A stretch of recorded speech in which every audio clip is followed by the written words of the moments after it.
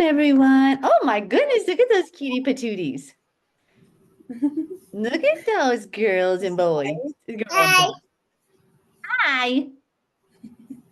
Remember, this is recorded. I know I put that out on the um I put that on the announcement. This is a recorded Zoom. So if you do not want your children on there, make sure you stay off. We're going to go exactly 1 hour. Give a few minutes if we need at the end there for questions, but that way it won't go as long and people can stay focused, and we totally understand. And for our when we do our support groups from now on too, I'm going to go 1 to 1.5 hours, which I thought it was going to take that the other day. And I'm always the kind of person, like, I'm a very easygoing person. I'm not controlling, so I let things kind of go. But I realized I did need the Lord's like, you just need to step up and take charge, and you do need to control that in on the time. I'm like, okay, so I'll do that, because otherwise it goes 4.5 hours, which was wonderful. But anyway, so today is the homeschool Zoom. We're going to give it 2 more minutes, and we're going to start exactly at 2. And then what we're going to be focusing on today is really how you guys want to function with this, because I think it would be great for the children to get to know each other and for different moms to bring forth a different lesson every week. I think it would be, and so then if we each volunteer for a week, me and the frog in my pocket, meaning you guys actually, when you volunteer, like you want to do a lesson each, whatever week is coming up, and we'll do like 2 of the homeschool Zooms a month is what I'm thinking, and we'll try to do it that way. And then the parent who chose that week will have a lesson, and what we want to know is we'll read the Bible story together, even if it has to be kind of simplified for children, just in the children's language. And then if you have an activity, something with it, we'll make sure it's not Judaism, not modern Babylonian Christianity, it is Torah. You know what I mean? I think it'll be a fun way for the children to have like-minded fellowship. Hello, everybody. Okay, with like-minded fellowship. So that's how I think we'll function on this. And then we can have Zooms every once in a while for just moms to have questions. But I think it will be fun for the children to um, um, oh, okay, set alarm. Set alarm for 3 p.m. It's turned on. Okay, I have my alarm set. So it is exactly 2. Let's go ahead and start. Yahweh Elohim, please bless us according to your will. Please be here with us and help us to honor you in all we do. So this is our little homeschool fellowship. And how we're going to deal with this is I want everybody to, we're going to look at the calendar here. And my plan is for every other, like twice a month or every other week, what we want to do is meet together as a fellowship. Okay. So now you don't have to be a parent to offer any of the suggestions, lessons, but it would be nice, for the adults to, if you feel like you can volunteer, pick a story in the Bible and have like a little story lesson with it. You can do a flannel board, whatever you want to do for the story. And what we'll do is make sure you have an activity with it for the group. You will need to get me the information beforehand so that I can put it out there. Like on the, well, and I guess some of you guys can do it, but it's just that way we know what materials to have. So today is the 15th. So let's do our next meeting for the homeschool fellowship. We'll be on the 29th. Okay. Now, how we want to function with this is for the children primarily to have like-minded fellowship, to have activities that they can do together where they can even share. They can share what they made or how they're making it. They can talk about Bible ideas. And so on the 29th, what we need to do is somebody will volunteer to teach a Bible-based lesson. It cannot include Judaism or Babylonian Christianity. It has to be solo scriptura. We're going to have a story, one of the Bible stories, one of the Bible lessons. And then you need to put together a lesson idea. Okay, whoever volunteers for the 29th. Your lesson idea will then be given to me so that I can give it to the group. You will need to provide a materials list of items needed to do the activity. For example, I oftentimes have children make little story plates. So you take 2 white paper plates, put a paper clip in the middle, and you cut a triangle pie shaped out of one, so that the whole story that we're going through is in different windows of the little pie shapes of the second plate behind. Or let's say you're going to make a storyline of something and you have a piece of paper folded in half and you cut them into 5 or 6 different segments and you say, we're going to need a piece of paper, crayons, whatever. So does that kind of make sense how I feel like you guys could really make this work together? And then I'm thinking like every so often we do one just for the moms to ask questions to present. And today will be that too. We'll talk about, today we'll talk about curriculum ideas, homeschool ideas, things like that. We're going to have a 1 hour meeting. We're not going to go 4.5 hours. And we're going to have 1 hour where today the kids can introduce themselves, where we can just like talk about curriculum ideas and whatnot. But next Tuesday on the 29th, I want next Tuesday, 2 weeks from today, a parent or volunteer, doesn't have to be a parent, it should be an adult at this, unless you're a teenager, you can probably do it. Choose some Bible theme, have a craft or an activity to go with it, provide the information beforehand so all the children can kind of go through the story together, ask Bible questions, and then they have an activity to kind of reinforce what they learned. Does that make sense? Any suggestions, questions, confusion on that? And this is being recorded, remember, which of course I put that caveat out there earlier, but I just want to make sure everybody knows again and remembers. Are there any questions on that? Or suggestions or anything like that? That's how I thought the homeschool group via Zoom could really work. Okay. Is there anybody who would like to volunteer for the 29th? The lesson should be 15 to 20 minutes, and a child's attention span usually is 15 to 20 minutes. So you need to make sure that you've read the passage in scripture you want to go over. You need to make sure you're familiar with it so that you can sometimes help some of the language be put in a way where a child can understand it. Remember, we have multifaceted ages here. We have little ones, we have older ones. I feel like that's the best learning environment anyway, because the older ones help the younger ones. And no matter what age you are, when you read the Bible, you can learn. So we'll pick a topic and an activity, a 15 to 20 minute Bible study, and then the activity to reinforce it. What I want between, like right after the Bible study and before the activity, I would like 5 to 10 minutes for the children to give their ideas, to vocalize what they learned, where we make sure they were paying attention, but also for them to ask questions. Okay, so we keep the lesson 15 to 20 minutes. We do 5 to 10 minutes of question, and then we have an activity. And then I was thinking the last few minutes of each meeting, we'll open it up because I was just thinking of this as I was doing it, the father spoke to me. He goes, why don't you just have like the last 10 minutes to 15 minutes for the mamas who might have questions or suggestions or have ideas, because a lot of you are discovering things every day. So does anybody want to volunteer for the 29th? And if not, I'll take the first one just to kind of show you what like I would think it would look like. And I've done a lot of homeschool co-ops.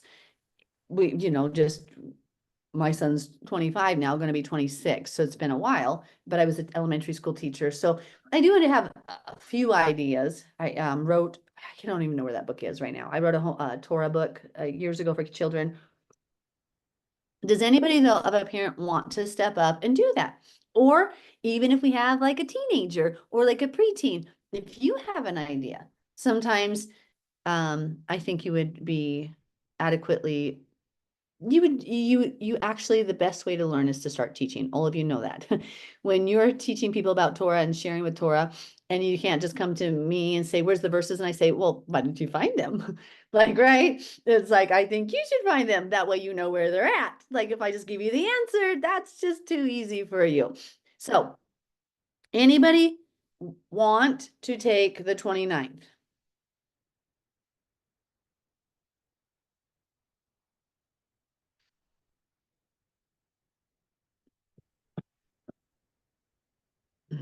And that's okay. So how about this? How about I do the first one on the 29th? So, and I'll kind of show you how I need to do it. We need to have a 15 to 20-minute lesson. We'll do a materials list. I'll get that out, and then I'll put it on the homeschool group thread we have. It's a safe thread. Only topics about homeschool are on it, and everybody has kept it drama free. I don't do drama. If you haven't learned by now, I'm not a girly girl.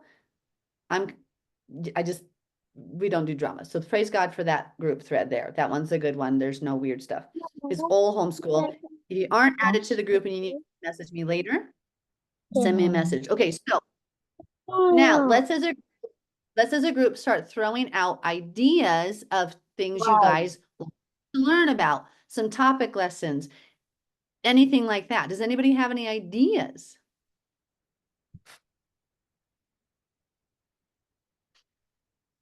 Mama, only for 10 more days. Does anybody have, how about here, I'm going to start throwing out ideas. Why don't one week we do the days of the week in Hebrew? Okay, let's learn how to talk about how to label the days of the week in Hebrew. That's a fun lesson. To see how we can do this biblically and incorporate Hebrew, days of the week in Hebrew. Okay, I wrote a whole book on the two houses of Israel for children. So I'm thinking the first week I'm going to do the coat of many colors, Joseph's coat of many colors. I'm telling you right now, I'm going to have you get 12 paper rolls. Wipe those butts a lot if you don't have that many people in your family. Get 12 toilet paper rolls.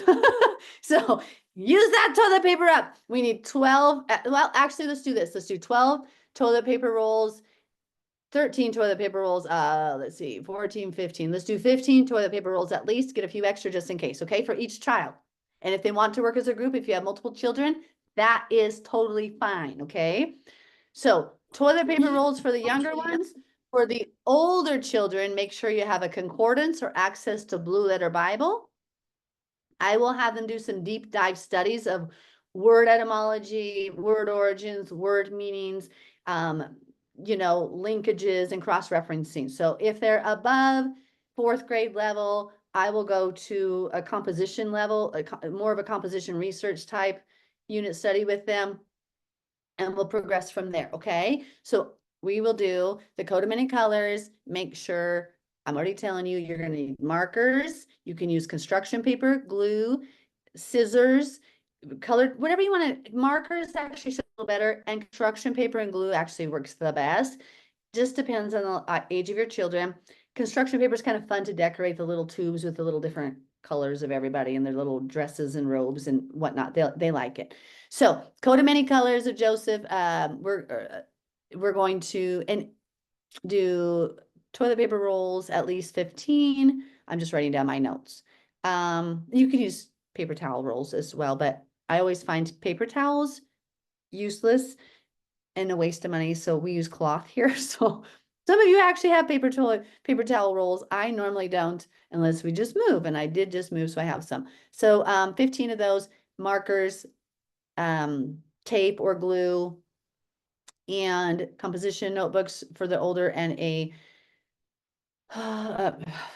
construction paper. I forgot to put that. Construction paper, composition notebooks, pen and paper, and this concordance. Okay, so those are the things for sure. Go ahead. Katie, what are some other ideas?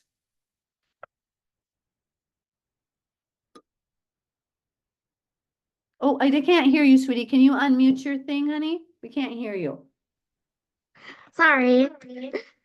My idea was that we do the first 5 books of the Bible in Hebrew and that we learn those and then maybe learn a Bible verse in each of them too.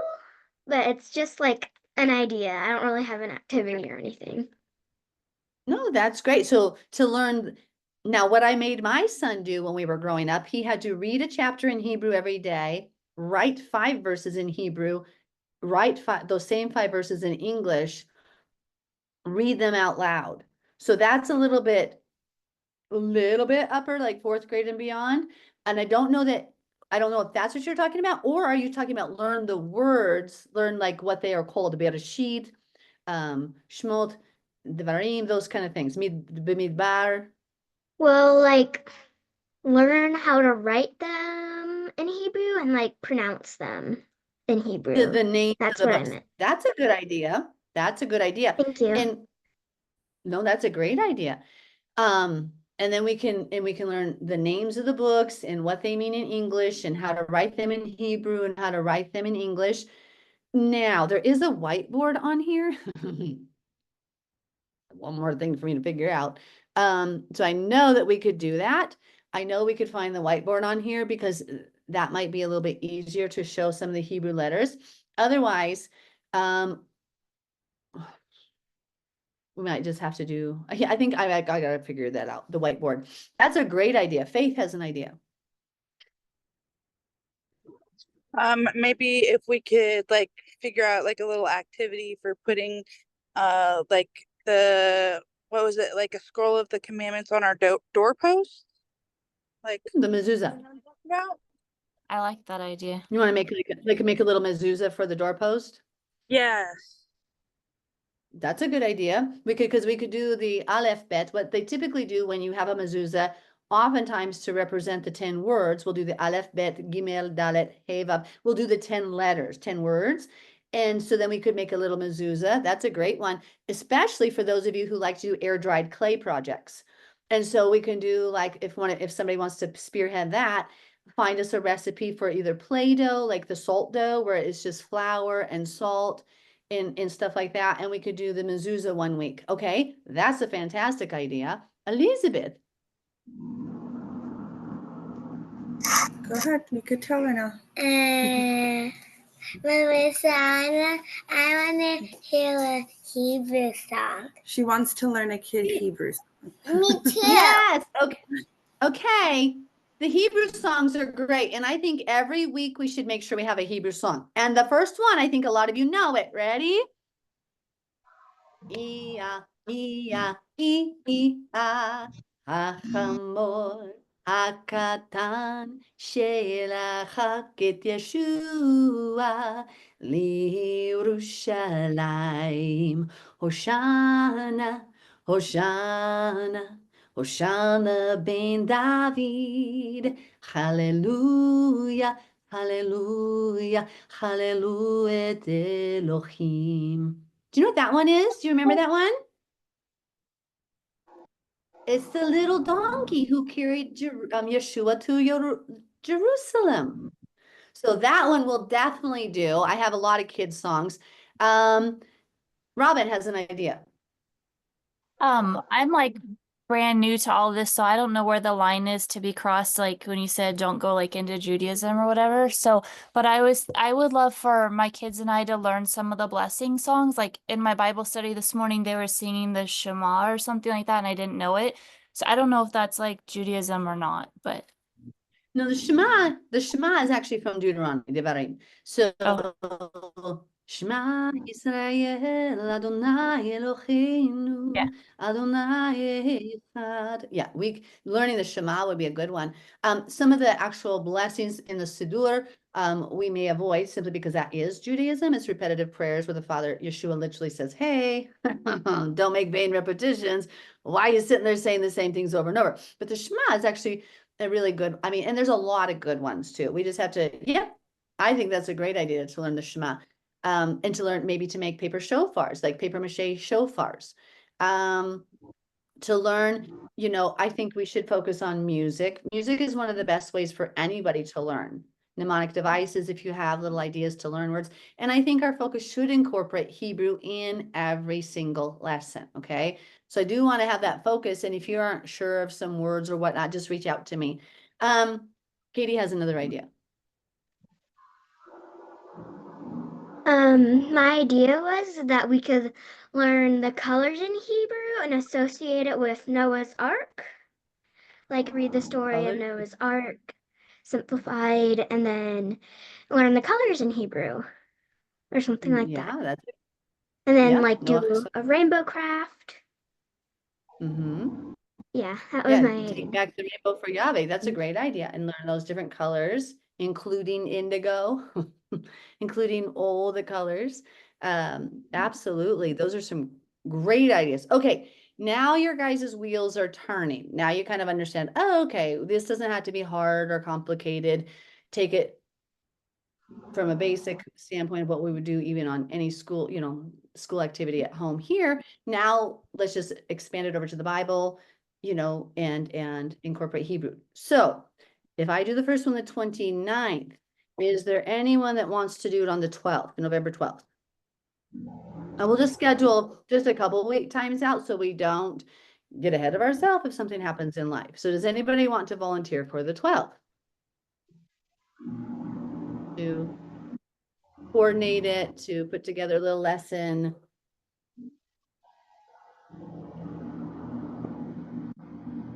I guess we could just wait till after next week as well. Y'all don't just jump up there and get on that. Anyway, we'll wait till after next week as well. Come on, Cass. I feel like you'd be a great little teacher. Yeah, you don't have little kids like screaming in the back. You'd be perfect. Right. Well, anytime you guys can reach out later too, so you don't feel pressured. Because you can reach out and say, hey, I have this idea, I have that idea, or I'd like to do this one. That's fine. Some people, I get it. It's going to take a little bit of time. Now, does that sound good to you guys to do the 15 to 20-minute lesson? Make sure, of course, the parents are told in advance, this is the story we're going to be covering. These are the materials you need. And when you design the lesson, you're going to have to make sure and work with me. If you don't know, I wrote educational materials. I taught college. I was a college professor. I taught first grade, second grade, sixth grade, and I homeschooled. So, I do know how to write curriculum, how to design curriculum. I can help you if you're nervous about how to do it. But what I would like you to do is make sure the lesson is applicable to both children and older children, like middle school aged and then high school even, because every lesson is adaptable. And sometimes once you just get that blockage out of there, you say, oh, I get it. We can do that. So Christiana. Yes. Can you hear me? Yes. Okay, yes. You mentioned if we had any questions, we could reach out to you later.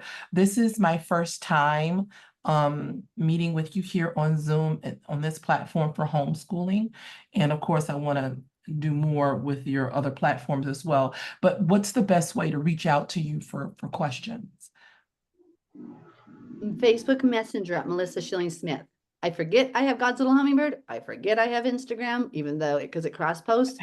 And I'm just like surviving with Facebook Messenger Melissa Schilling Smith is the best.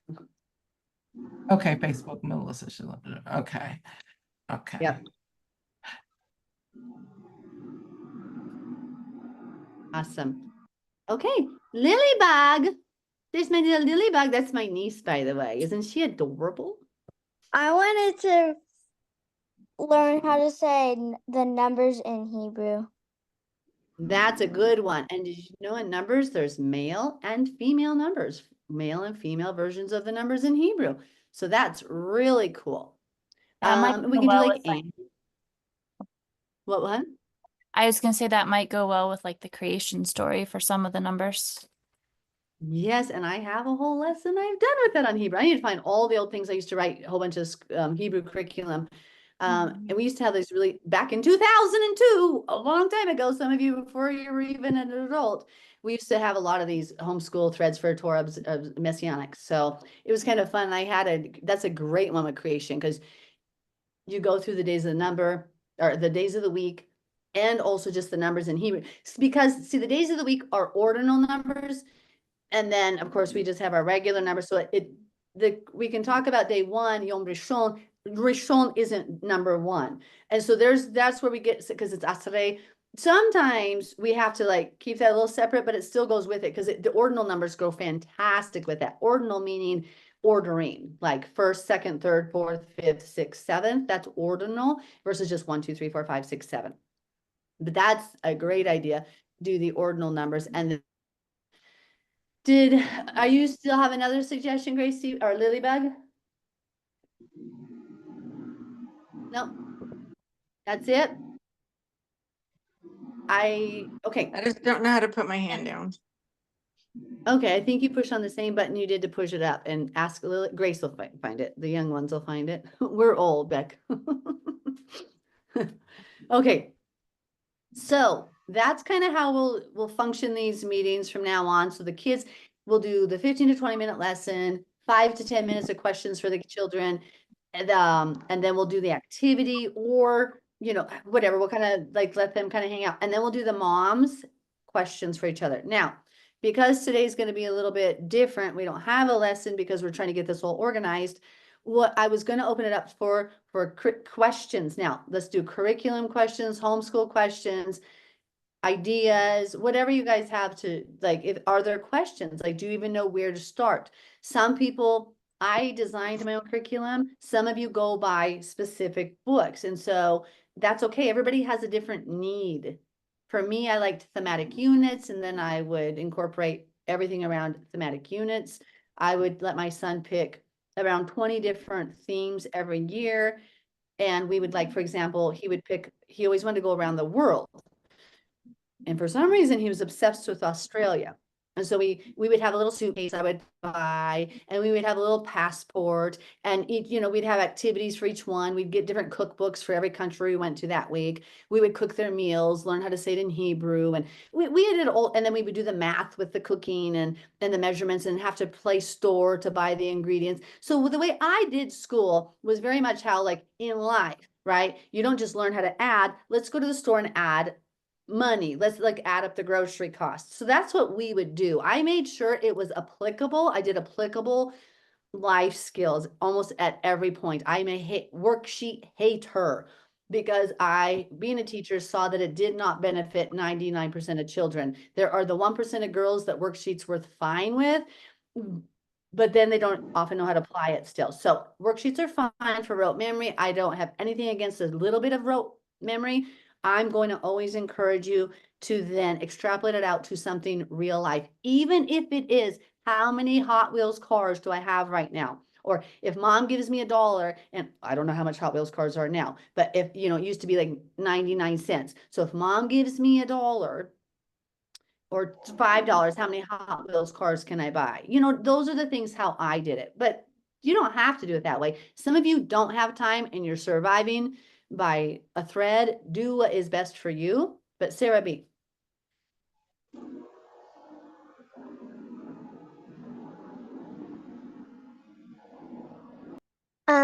Me and my mommy have different questions, but I don't really have a question. I just wanted to say that we just started homeschooling for me, and I'm doing a international foods course, and it just reminded me of what you were saying. And I'm also doing culinary arts, which I'm really excited for. And my mommy has a question. That is awesome. Plus, it tastes good. Like, you get to make amazing food, like, right? You get to go to Peru, have seco de carne con tamarindo. I mean, come on, like, who doesn't want that? Yeah. My husband, because he doesn't like tamarind paste. Then he's like, "What are you doing? What is this food? Where's my hamburger and potatoes?" No, it's seco de carne con tamarindo. It's like perfect. And he's like, no, it sucks. So, yeah. So I signed, this is our third year doing homeschool, but the first year was all workbooks that I got from like Walmart and Costco for her grade level. And then last year we tried, it's called Easy Peasy. It's all free. It's somewhat biblical based. And yeah, I used to do Easy Peasy. Yeah, and so we continued it again this year, but we're doing it learning from our mistakes last year. But I have we've had trouble finding like free or budget friendly resources for homeschooling. And also, like, I have her in a swimming club. And so being like doing the active part of it, that's something we struggle with because I do work from home, and so part of her day has to be independent. And then at the end of my work schedule, then I help her with things, then we can go be active, but then, you know, house chores and the dog and etc. You know, it all kind of catches up. So I would love some input, maybe even in the homeschool chat, of how to balance that life and not neglect my homeschool kid and not like neglect her needs per se. And how old is she, hon? How old is she? She just turned 11. Okay. So I know Becky's in a similar situation. My sister has to work and homeschool. That's tough. I think a lot of it, I didn't have, I mean, I worked with my husband, but part of the homeschool was, hey, come to work as a family. Let's go build a wall today. We're doing construction. I can put them right on the job site. It's completely different than your stuff where the children have to sit quiet. You know, she has to kind of sit there and be mindful. Right. And so anybody else, I'll let you go first. Anybody else have like suggestions of what works for you? How do you balance working with independent studies with your children? How do you get them to do what they need to do? Anybody want to share with you? Does anybody do grading? Does anybody grade their kids' stuff? Is that a thing? Or Yes, make sure there's a consequence for their actions. God grades us on Judgment Day. Do not let your children go without grades. They must know where they stand. It's the same thing with God. We have the Torah, the rules of Moses, to tell us what we're doing right and wrong. If you do not give proper assessment to a child, they do not know what aim they are going for. They don't know if they're doing well, if they're doing poorly. And so you have to have specific criteria. What it's shown is if you don't, we go into the socialistic mindset of like, well, everybody's okay. Everybody gets a trophy. No. On Judgment Day, Yeshua is going to send many into the lake of fire because they didn't get the trophy and they were told they did. So it's extremely important to do grades, to make your child accountable. Cass, what did I say? Well, right, they didn't get the trophy, they didn't get the crown. So it is extremely important that we are strict with our children and studies have shown, research shows that without specific criteria, they falter. They kind of like, what am I aiming for? Did I do well? Did I not do well? okay. And so it's extremely vital, in my opinion, to give grades, because otherwise you end up with a socialistic type society where, oh, we're all fine, so you did better than me. And so it's not to incite competition, but they have to know, did I a standard of excellence? Did I do well? Did I not do well? Does that make sense? I mean, anybody who's disagreeing with me, that's fine. You can share it too. You can intercede right now. Like, don't even raise your hand right now. Just interject at this point if you disagree, and we'll talk about what, different reasons. But I disagree on the grading part. I understand like the idea behind what you're saying. To me, like grades are a way for a teacher to communicate to parents more so than the child. And so my kids, if they were to be graded, they would all have straight A's. And it's not because everybody gets a trophy. It's because we're not done until they've mastered the material. So we're not done, for example, with the math until all the problems are right. I don't put like a C on it or a B or an F. We just correct and redo the ones that aren't right until we've mastered the material, and then we move on. But I don't do grades, because if they're not getting an A, what are we doing is kind of how I feel about it. Kind of what I've been doing with Katie the last 2 years is like when she masters it, when we can do a quiz and she's good on it, then we'll go forward. And so that's why I was wondering how, if we do grade for transcript purposes, like how do I do that? How do I start doing that? I guess. I have an input on that. we have specific criteria. Oh, go ahead. Yeah, go ahead. I was just going to say, I have a high schooler, I have an 11th grader, and I do believe in mastery, especially like with literature and history. For math, science, I tend to grade those. History, literature, it's more of a, did she master whatever content? And it's usually through written, narration, etc. So I definitely think it depends on the child. I will say this with like my daughter, who we've been homeschooling her since 3rd grade.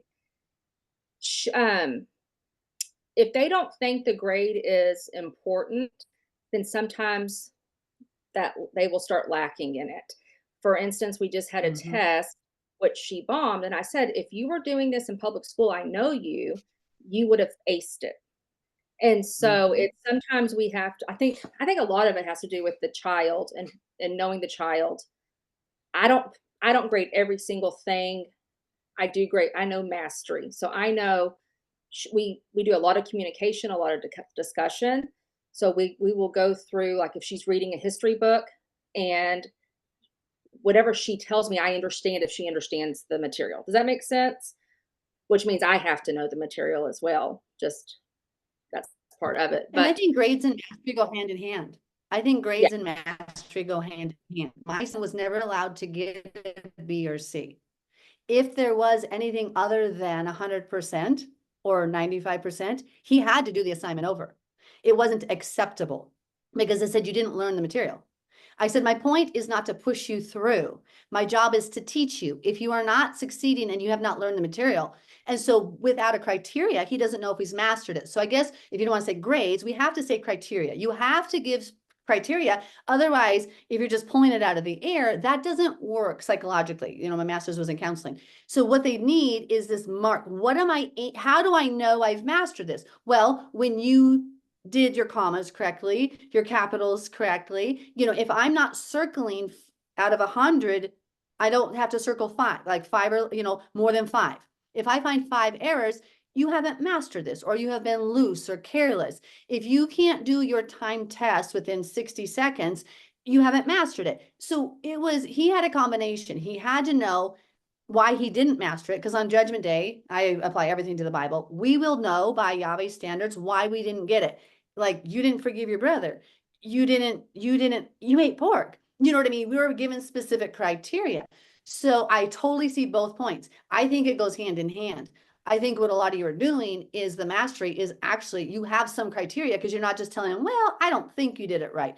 No, you have some criteria you're using, because you have to. How else do you analyze it, right? You have to know what their criteria is.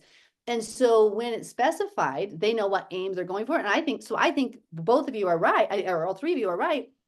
You do mastery, but mastery is, how do we know we didn't master it? Well, there had to be some criteria. It can't just be some ethereal thing out of the air. It is a criteria you're using, even if you're not assigning them a grade. I am going to tell you, for my son, you know, graduated, we kept grades. Specifically, you need to start keeping grades in 6th grade beyond if you want any transcript records. If you want him to get a job or be hired and have a high school diploma, you need to keep track of grades. You have to show some accountability, because what I had to produce a grade, a transcript for him. And so then I just called it Smith Homeschool Academy, boom, printed it out. And then I can show he did graduate. You know what I'm saying? So I think I agree with all of you. We don't pass them through the system. There's mastery, but mastery involves criteria. So even if you don't want to use grades, there's a criteria. So I think everybody's agreeing with each other that there has to be mastery. We don't push them through the system. The mastery has to come from a specific criteria. I agree. I think those are all good ideas. Sarah, did that help you with your question?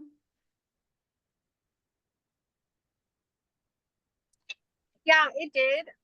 My next step though is probably going to be Google, like how to grade and how to properly scale that with how I homeschool her with the online and the books and everything. I guess it would be kind of like, okay, at the end of so many lessons, we do a quiz. Well, you can do quizzes. You can also do, like, for example, if there's 100, let's say there's 100 problems on a test, just to make it easy percentage wise. If there's 100 problems, not on a test, just on a like a math, just an assignment. If they get 5 wrong, well, they're at 95%. That's acceptable. That's acceptable. Some people are going to have an acceptable standard of 10 wrong, 90%. Okay, that's a minus. That you have to choose what works for you, what's acceptable in your mind. And so Okay. you need to go through and say, like, okay, so we have 10 math problems. She got 1 wrong. That's a 90%. She got 2 wrong. 2 out of 10 wrong is, let's do something here, because I don't want my child to be without ability in this area. I don't want them to just like say, okay, well, we did the lesson. No, let's understand. Like the whole point, like I always told my son, the whole point of learning is to learn. You're not in trouble when you got a C. He was never made to feel bad when he got a C. I said, but you didn't master it. This is my way to understand if we need to help you more. Because if you are at a C level on this, you got, 50% wrong, that's an F, but you know what I'm saying? if you didn't understand, then we need to go back and make sure you understand. I can't push you forward if you don't understand. You're not in trouble. There's nothing bad, but you didn't hit the aim. You don't understand it. This is how I tell if you understand, your comprehension is there. That's what I think, Sarah, Okay. you just kind of divide those lessons when you, and then you just do percentages, and then different states have different criteria, but usually it's 95 to 100 is an A. They've lowered the standards since since the early 2000s, which is sick. But it used to be higher standards, where it was like 94, I'm sorry, Right. 94 to 100 was an A. All of you old school people remember this, like 90 to 93 was an A minus, and then we had the series, but you have to decide that for yourself. But usually go on a percentage system. Think about it this way. If God didn't give you rules, you all would be freaking out, right? Well, what do I do to please God? How do I know? What are the commandments? You're asking for a reason, because we need boundaries, we need guidance, we need established order. God works on order. Think about what he tells the Levites to do in the temple. It's very orderly. And so we can't let our children be free range chickens, basically, with learning. And so I don't think any are. We need them to have something that they're aiming for, so they know that I'm not just shooting in the dark. And so, Sarah, as long as you do that, you can break the assignment apart into how many points are there? What are you looking for? What was the target assignment? What was the point of the lesson? If it's grammar, then let's look on what part of grammar. Commas, okay. I see there's 20 commas that should have been used in here. Does that make sense? Am I jumbling? I hope not. She's got it. Awesome. Also, how do you spell easy peasy? Just for those of listening on the YouTube channel later, how do we spell easy peasy? So those, because I don't know, because people like do acronyms and different letter combinations. If anybody is interested in that curriculum set, how would they find it? I think the website that she goes to, it's called like EP Homeschool. My EP assignments. My EP assignments. But if you type in easy peasy homeschool on Google, it'll pop up, and it's EASY. EASY? Okay. EASY, yeah. Easy peasy. Perfect. Perfect. That's awesome. And I know another one that my sister uses and Morgan uses is the Good and the Beautiful, right? The Good and the Beautiful. Some of you might use that. That's it. Okay, Good and the Beautiful. I always say Bold and the Beautiful, and that was an old soap opera, and I get it wrong. Becky's like, it's not the Bold and the Beautiful, it's Good and the Beautiful. I'm like, oh. So anyway, so that's another one. I wasn't a big worksheet user. I don't know much about them, but I know they like it and it works for them. So that's great. Christiana.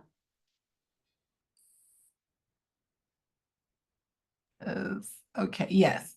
I have a question. Okay, for those that are not creating their own homeschooling program from scratch, do you personally, like for instance, I'm homeschooling my son, we're using Veritas Press.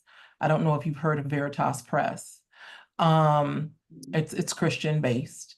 But do you personally have a list of homeschooling and I know you say you don't like the paper trail thing going on, but for those that are interested in more of a structured paper trail, I guess you would say, do you have a personal list that you approve of? Like, I like Abeka, Alpha. Yes, I totally Alpha, Omega, Abeka, and Apologia were the ones wait, that can I you saw go a were little slower? consistent. Wait, can you go a little slower? Yes, I'll say it again. I'm sorry. So it was Abeka, Apologia, and Alpha Omega. All three of those, as a licensed teacher who wrote curriculum, they were good. They were usually really good sequentially, meeting the standards and a little bit higher than normal standards. I liked how they did grammar well. They did their science well, their creation studies, we called it. Apologia, I really like the journal aspect with Apologia. It really incites creative thinking and deep thinking with the science curriculum there. It was really good, all of them. Now they're Are expensive. those the only three for you? Well, those are the only three I liked. I didn't like Bob Jones. I didn't like Sunlight Curriculum. Sunlight Curriculum was really dumbed down. It was really below age level. I did not like Sunlight Curriculum at all. How do There you was feel a about few Veritas others Press? that I haven't, you know what? I'm going to look at that. I wrote it down. I honestly don't know Oh. how it meets. I had never heard of Veritas Press. Oh, So wow. I'll look at that one. Okay. And so if anybody else just kind of shout out there, what are some other things you guys use? And some people know what they like and what they don't, and you have different reasons and you use what works for you. I'm only giving suggestions. Like, you're not going to go to hell over this. I'm What, just what simply, about the like, giving homeschooling suggestions. Torah or the Torah Oh. homeschool? I I've done did not. homeschooling Torah. So I didn't see it. Okay. I know Hmm. Angela and Heaven got that. So, but it's like it's kind of expensive. So like I didn't, you know, yeah, somebody showed it to me and it didn't seem to push the edge. Like, I want to push the edge for thinking and creativity, but I'm not sure. Like, I have only looked at it briefly. And I think, well, I'm not saying it's bad. I'm saying it wouldn't have been one I used. But some people might have great experience with it. And you can take anything, guys, any book you find, any lesson, and you can expand it and make it fit what you need. You can make it better, right? So let's say you buy like a Houghton Mifflin math book. Just, you can make it yours. So if you are stuck with the free curriculum, like the Good and the Beautiful or the Easy Peasy, and that's all you can afford, believe me, with that little basic set, you can make the most amazing, intricate things. We were always, I probably didn't spend $50 a year on homeschool. Probably not even $50 a year, ever. You know why? Because I was using library books, research books, stuff I was reusing things, going online. There was always so many free websites. And then we created our content with paper, magazines. You don't have to be rich to homeschool. Now, what I would suggest doing, if you really want to go that route where it's cheap like that, go to Barnes and Noble or Amazon. Everybody does Amazon now. I'm old, sorry. And you get a grade level book that tells you for elementary school. This is just elementary school. It literally meets the standards for every subject matter, right? In that grade level. It's just a secular book. There's nothing weird in it. You don't have to even do the lessons. As a teacher, when you're planning, you use those parameters to design your lesson. So you spent $10 on a book to make sure you're hitting all the basic, to be do our addition at the right time, our division at the right time, our multiplication at the right time. And then you take it and apply it however you choose. I did always Bible-based unit theme lessons. Everything I did was unit themes, because that way he was interested. And if you have boys, you know what I'm talking about. We got to study dinosaurs and cars and engines, and there we go. There's a home learning year by year too. There you go. There you go. I had those books too. Heather, go ahead and just cut me off. You guys can interject too. Can I make a comment about the Good and the Beautiful just real quick? And don't Yes. quote me on this, but I've been told over and over again that it's written by Mormons. So you might want to do your research on that. My understanding on that is that like maybe the original founder or whatever of the company was Mormon, and now it's written by a collaboration of people. Some are Mormon, some are Catholic, some are Protestant, some are whatever. There are things about the Good and the Beautiful that I like and things I don't, but I haven't come across it. Granted, I don't use it for Bible. We use it for math and language. But I haven't come across anything that I would think is questionable in it. And we've been homeschooling for 14 years. I haven't been using them for 14 years, but for several years.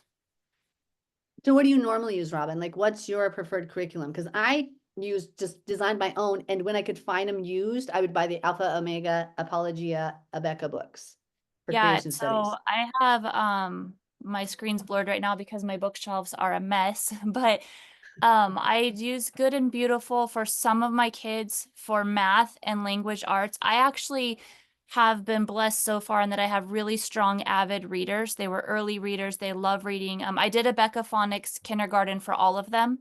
And then we ditched Abeka after that because I ran into major problems with the theology with Abeka. But I Okay, see, that's good for me to know, because that's good for me to know, because I didn't look through everything. I didn't use them for that other than science, the creation studies. So I really like them for phonics, and all of my kids. My latest reader was 6 and he was deaf for the first 2 years of his life. So I'm going to give him a pass on that one. But my other kids were 3, 4, and 5 and reading fluently.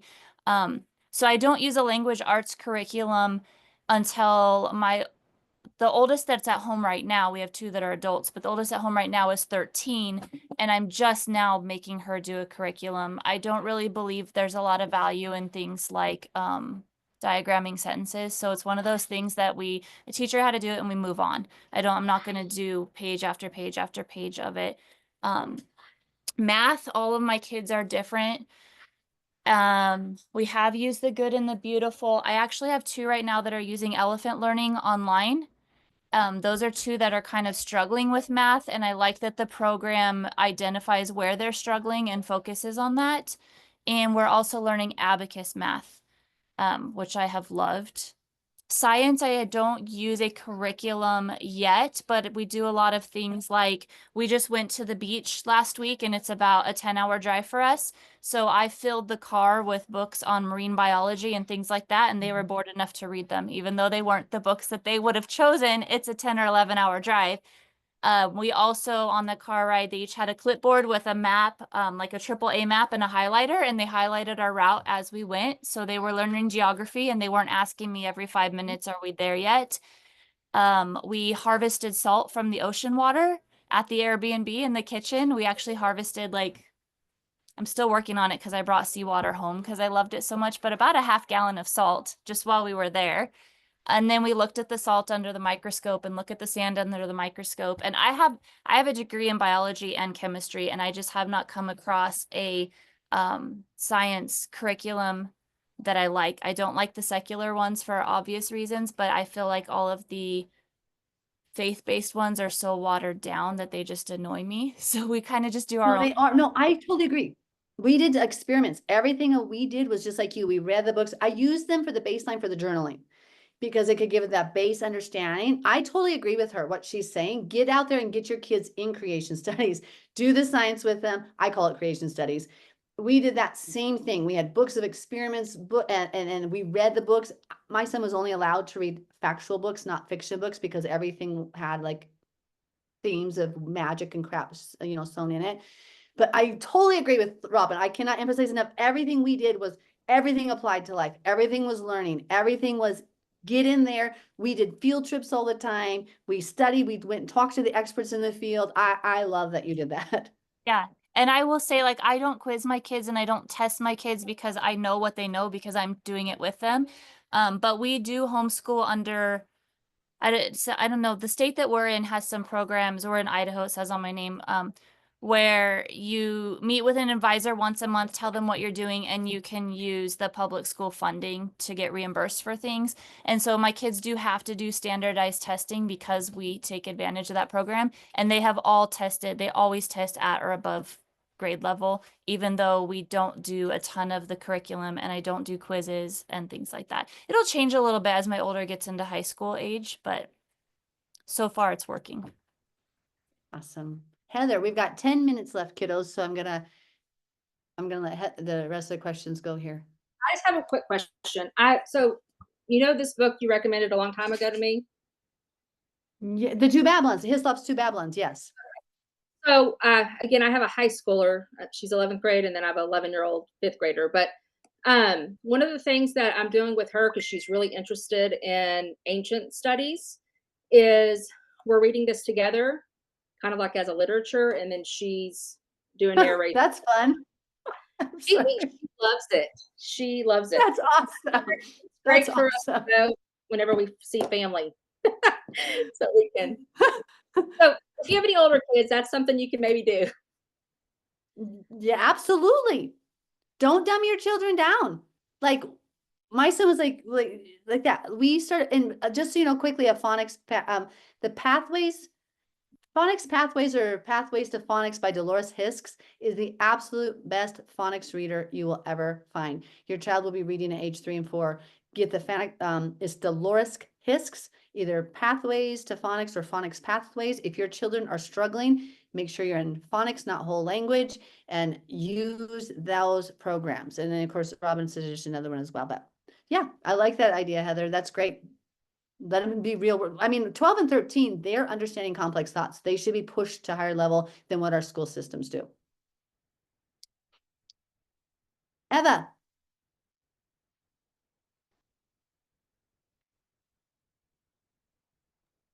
gosh, what do I do? Okay. Yeah, we're not homeschooling yet, but I'm in the like a local groups, and I'm just trying to find out what the curriculum here is, and just to prepare.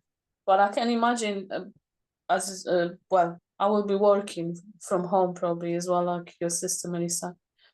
And I'm thinking, because I don't want for Marcus to end up, sitting by the screen all day, every day, while I'm working. And when I'm watching the groups, many of the parents are actually going with that path that, they like, it's like an online schools basically. So I'm thinking, what's the difference? I'm taking him from school just to put him by the screen at home. It just doesn't make sense. But I can understand why parents are doing it, because me myself, English is not my first language to start with. Then I'm thinking, well, I will have to give in somewhere, so that will probably mean less sleep for me just to prepare for the next day, because as you said, Heather, I need to know the whatever I need to teach him. I need to know it first, so it will be probably very demanding on me time wise, and Well, how old is he again, Eva? I'm How just old is your thinking, oldest? 14? Is he 14 or? he's fine. No, the older Oh. one, he's nearly 18, but he's hardly home. Okay. But Marcus is 9. I don't want to I should have caveated that. Her math, we use Dr. Shorman math for math and science, actually. And he's a professor, I think, at Virginia Tech, but it is Christian based. So far, everything I saw was fine. Do your research, obviously, but we use that for biology. She's in chemistry now, and for all of our maths. And so it's all online. So it's outsourcing your math and your science at the high school level. I wouldn't be able to teach biology or chemistry. So that's something to think about too. I don't know other people's opinion, but we have to outsource that because I wouldn't be able to do it myself. Does that make sense? Yeah, but I'm going to be the positive. Wait a stuff. minute. Heather, you could. Okay. I wanted to have you positively talk. You can do all things through Messiah who strengthens you. You I agree feel with lacking in it. You feel lacking, but that doesn't mean you are. I have a feeling you could, because I've seen many people succeed who didn't think they could. So I want you to rephrase. I know you could. I know you could do it. But I understand getting help where you, like, yeah, I get it. Well, for online things, do you watch it first? Do you go without your child? And if so, when you're doing it? I don't know. I'm I sorry. didn't do the online stuff. You guys are going to have to share. I'm sorry. Do I do it with her? Yeah. No, I mean, she'll do it and then I just, what's the word I'm looking for? I just make sure she's getting it done. So when I'm working with my 11-year-old, she's doing things like that. We use a But program. you could sit there. Oh, no, go ahead.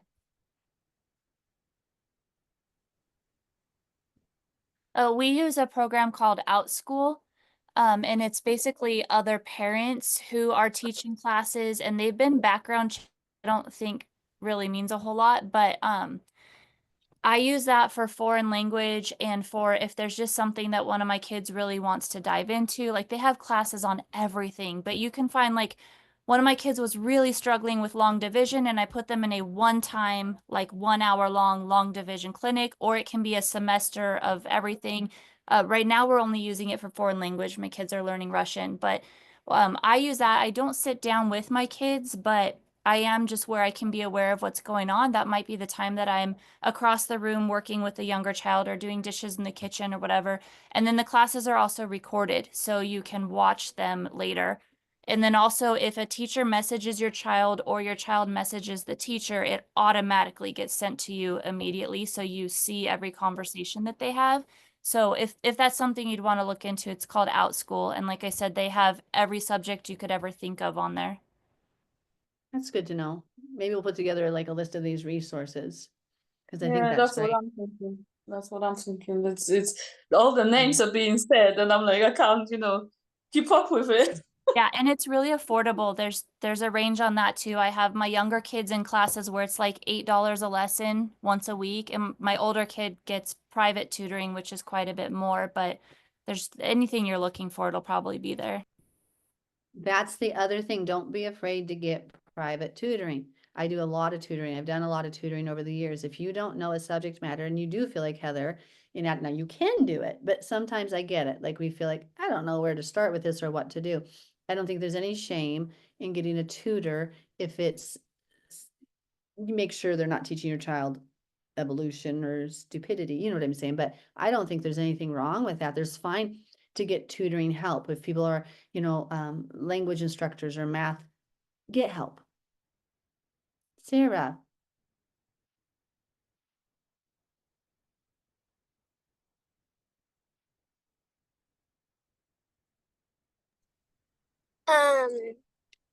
I wanted to say that I'm learning Italian, and I just want to know if anybody had any like Italian courses or anything, or like anything they use or has multiple languages, because I want to learn Italian. And I have two more things. The second thing is there's this virtual game called Like Lighters where it's Christian based, but it has a bunch of like prayer things, videos, and stuff like that, which it's really cool. It's kind of like Adventure Academy. Oops, I think it cut Which out is there. like ABC Mouse, but for like older, really fun. But I was saying Like Lighters is a Christian based thing, and there's a bunch of prayer things and like Bible verse videos. Oh, yeah. Light Lighters is a computer game for kids, and it's Christian based, is what she's trying to say. She really likes it. Yeah, and my third thing is that I've also done some out school classes too, and I did one on math, and then I did a Lego club one, and those are really fun. Out school is definitely good. Okay, That's time's all. up. I'm going to let one more question go. Elizabeth, you're going to ask our last question today. I see, guys. I ran it like a drill sergeant, and we got through it in an hour. Okay, I'll try to hurry. No, that's okay. I'm like, it took 4.5 hours the other day, and everybody's like, we can't go that long. I'm like, I know, but I was trying to be nice, and I don't know, sometimes know how to cut people off, and I don't want to make people feel unimportant. But today we're going to go an hour because I've got a buttload to do, and I'm sure you do too. That's an actual measurement, just so you know. Elizabeth. Okay, so I have been a little distracted with my kids right here as well, but I have a 5-year-old and a 3-year-old, so I was also kind of struggling with finding curriculum that wasn't super expensive, but also like meets their needs as far as like reading and like math and stuff, because I've always struggled in school, so I'm not like super smart. And the books that I have got were from like Amazon, and I do not like them because it just isn't very like organized, I feel. So you guys probably have said some because I've written a lot down, but which ones, if anybody can like give me any suggestions on what programs or curriculum that I could use for that age group with math and like reading and literature. I would suggest the Dolores Kisk book. It's either Pathways to Phonics or Phonics Pathways for reading. It is very sequential, all phonics based. So the phonemic structure of the language is there right from the level. You build up from there. And then we talked about getting like, you can get like this, Heather showed the book where each grade level kind of, you can buy these big books that say, each grade level or even pre-K, pre-kindergarten, preschool, where it has all the different, what you need to learn each year. And I actually did find those books when I was in Texas one year, and it was nice to go through just to make sure you're meeting them. You can also usually find one of the big books, like everything for 3-year-olds, 4-year-olds, 5-year-olds, like Barnes and Noble or Amazon. Now, other people might have some other suggestions, but then because you can base things off of that. But your local library, our local library has an entire section just dedicated to homeschooling. They're all free books. And so your library is one of your best resources. Do not just give your children free, unfettered access to the books, of course, because we know that they're going to be ingesting all sorts of yucky, yuck. But you with them, choosing books that they're interested in, pointing to the words as you read, having them learn to spell from a young age, doing those things, not sitting them in front of a screen, making sure as much as you can to have them actively involved with the book and then writing, is great. Now, I will say, do you know the saying that says perfect practice makes perfect? I was an athlete. Some of you were athletes. If I learned a layup the wrong way, what happened? I taught my body to remember that form. And if the coach didn't correct me, I taught myself incorrectly. Okay. So when you allow your children just be, oh, that's so cute, to let them do all these things and don't teach them the correct way, you're sadly reinforcing the incorrect behavior. And so that's a new phenomenon that started in the mid 2000, like, I don't know, 2005 or whatever. It became a big thing. But what I saw was the proficiency of reading of children after that time drop dramatically. And the spelling ability of children today, look at what we see in 2024. When you look at people and their abilities to write correctly and whatnot, it's because they were allowed that whole language, sound it out. Just if it feels good, just do it, and it's cute. What I did in those moments, I let him journal with pictures and I let him spell the word incorrectly, but then we would circle the word and practice writing that word correctly. And so I do want to point out, when you're teaching your children, just like with God, he doesn't let us have our temper tantrums and then eventually beat it out of us. He wants us to learn right from the beginning, right? Teach your children correctly. Like, it's okay to let them do it, but then work with them. Okay, what was not correct on this? Because what I see is a really, I mean, some of you were teachers, probably, I don't know if you're just as old as me, I'm almost 50. 20 some years ago, the children were a higher level, much higher level. The first grader of 20 years ago is way above a first grader of today. And that's just, you can prove it industry, you can just prove it across the board. Not all of you homeschoolers are missing the mark. You're doing great, I'm sure. Some of your kids are right where we used to be 20, 40, 50 years ago. But this lackadaisical approach to life is spilling over in everything. And we have children who cannot spell or read, or because they were allowed to say, oh, that's cute. That's cute. And no, that's why phonics is so important. And that's why we learn the basic structure. And when we do something, spell it incorrectly, because let them have that ability to do it, like try to sound it out, but then help them to learn the correct way. Now, anybody else have suggestions for Elizabeth based on a preschool, 3 and 5-year-old, 5-year-olds getting, of course, close to kindergarten, which of course you could do the easy peasy for free, Elizabeth, the good and the beautiful.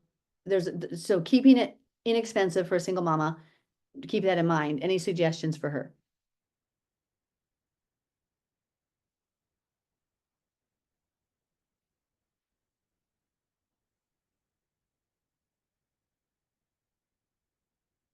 And that's okay if you don't, if we got it. And Elizabeth, you can reach out on the homeschool thread as well. Because there's, most of you are on that. If you're not, just reach out, message, and we can put you on there. Okay. Thank you. So nobody volunteered, so I'm gonna do the lesson on the 29th. And then we'll wait if somebody comes forward, wants to do what on the 12th. And then I probably won't be here the 26th of November, because that'll be our how many years have I been married? 27 years. So anyway, I think it'll be our 27th anniversary that the day next. So we usually go away for a couple days together. Any questions you guys have? Do you guys want this? Do you like this? Is it helpful? Darlene, yeah? Excited Okay. about it. I just I saw you on TikTok a couple days ago, or not even on TikTok, on the TikToks that pop up on Facebook. And now you're Okay. a video that pops up. And so I was just curious. Now I'm excited. Awesome. Well, we're Torah followers. We're whole Bible believers. We believe in Yeshua HaMashiach, the Messiah. He is divine in nature. We do not deny his deity. We follow just all of his commandments because we love him. So we don't do works-based salvation. We are saved by faith and then we obey. And normally it's not this drill sergeant-y, but I had to keep, we're a very chatty group. So today I'm like, I'm keeping it on track. We're going to get through on time, push it through. But our Bible study, we have a live teaching tomorrow night, Wednesday night, 8 p.m. Mountain Standard Time. It will only be alive because a lot of you are like, hey, I can't send all the chat. Some of you are like, I love the chat. Some of you are like, I hated the talking. So I'm trying to meet everybody's need because some of you are like completely don't like the Zooms because it gets really chatty because then everybody talks and shares their feelings. And some of you are like, come on, we need to get back to the Bible study. And some of you are like, oh, it made me feel so good to feel like connect. So I'm trying to give everybody everything they need. Wednesday night will be only Facebook Live. We're not doing Friday night this week, so I can spend it with my family again. And then Saturday morning it will be both Zoom and Facebook. Did I have any others? I don't think so. I think that was it. Oh, wait, it's right in front of me. No, that's it. Because then those are photo sessions if we have them. We're supposed to get snow, praise Yahweh. Okay. I love you all. If you have more questions, reach out. And then I guess in 2 weeks on the 29th, just make sure you have a whole bunch of paper towel rolls or toilet paper rolls. Get your markers, get your glue, your scissors, your whatever you need to make the 12 different tribes, the children of Jacob. Okay. Thank you. And we're excited. Awesome. Love you guys. Shalom, shalom. Have a blessed day. It's not quite Shabbat, but shalom. Lehitrot. You can say lehitrot. Bye, guys. That was cute. Shabbat shalom. Bye.